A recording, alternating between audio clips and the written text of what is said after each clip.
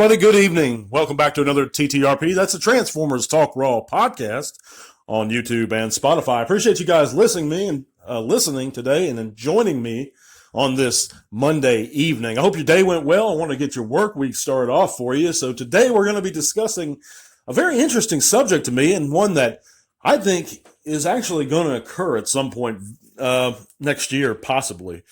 And I'd say the probability of it happening is about 90%. I think from everything I've heard, Legacy is going to be a continual Transformer series, not a trilogy, but an ongoing one, a multi-year event or line. And that's a good thing, and that's something that I've been waiting for a while, actually, with the main line.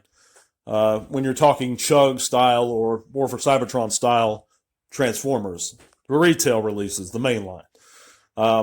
And it occurred to me that since we have a Legacy Menasor on the way, he's going to be presumably completed by year's end, and I believe he is, and that possibly we may get a Legacy Superion very soon. And the probability of that, in my opinion, is pretty strong, because anytime we've ever seen Menasor, we've seen Superion, pretty much. At least the G1 style Menasor. Now, if that's true, the question remains, how is it possible they could do it? You know, because I could see them easily doing the limbs for Superion, but in the same style as the Legacy Menasor, that is a big question, because you have Motormaster, who is a commander class, and they're utilizing his trailer to form the skeletal frame, or everything basically on Menasor, besides pieces of the combiner's limbs. But the main body, the head, and all the framework is that trailer. So how could they do that in Superion's case? You know, because the only thing I can come up with, since Motormaster himself is just the cab, he's not the trailer, like in G1.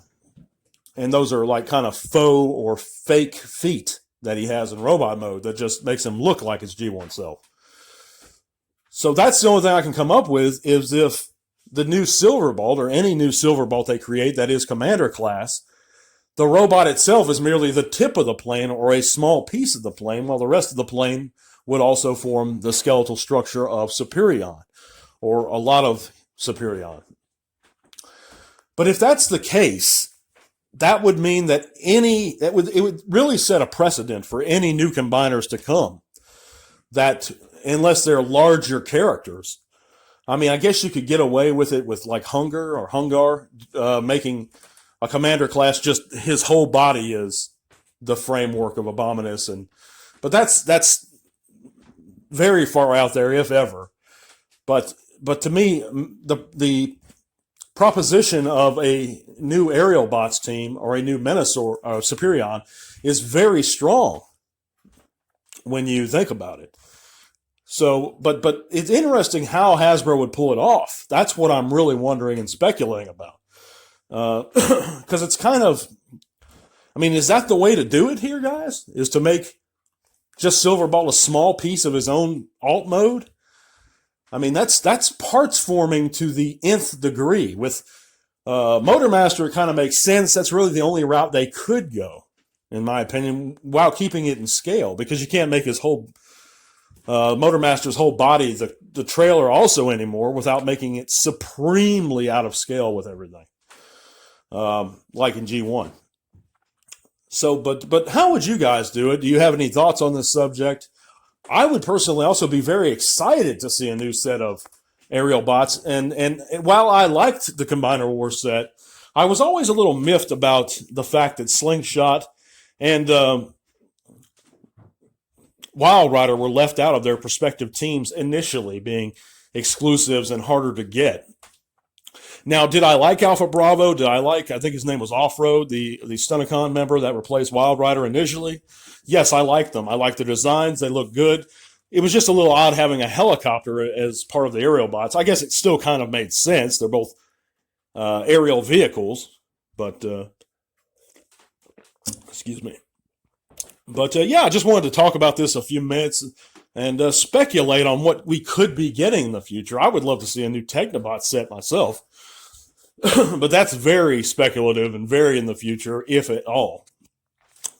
But I don't think it's too far of a stretch to say we're probably going to get a legacy aerial bot set. I don't think it is. I think it's basically set in stone already. But I'd love to hear you guys' opinions in the comments. By the way, you can check the description in this video to find all sorts of helpful links.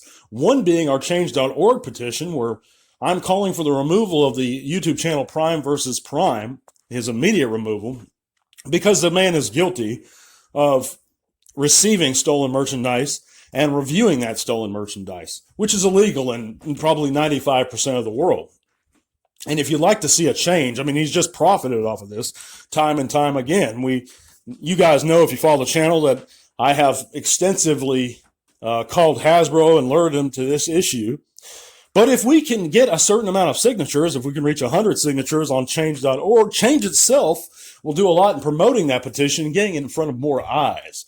We know that 80 of our fellow trans fans have already signed it. We'd appreciate if you went and checked that link out, looked it over, and signed the petition also. Also, those links are going to lead you to our Twitter, where you can follow us there, or take T-Talk with you on the go on Spotify. But I'd like to thank you guys so much for listening. We're going to be back on Saturday to cover the weekend. I might do a bit of news and maybe another interesting subject. But God bless you guys. If you haven't subscribed, please hit that subscribe and like button. And I'll catch you this weekend. You guys have a great week. God bless, until all are one. This podcast is made possible in part thanks to the amazing support of our patrons. Click the link to our Patreon in the description below if you'd like to help keep T-Talk Raw going strong. Thank you.